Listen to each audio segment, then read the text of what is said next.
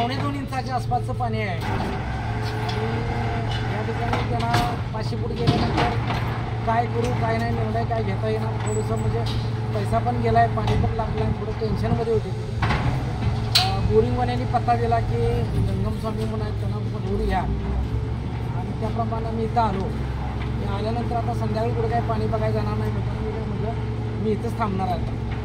पाणी लागेपर्यंत थांबलो आणि मी सांगितलं 620 ते 640च्या मध्ये एक 20 फुटाचा पडदा आहे, त्यामध्ये पाणी लागेल.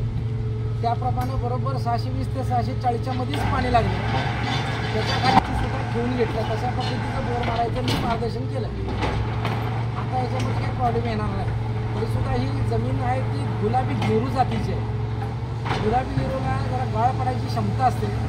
साजवडीत पाणी लागलं तर एवढी गाळ पडायची क्षमता नसते, म्हणून थोडंसं खोली वाढवली तिची आणि त्याप्रमाणे सगळं पूर्ण करून घेतलं आहे.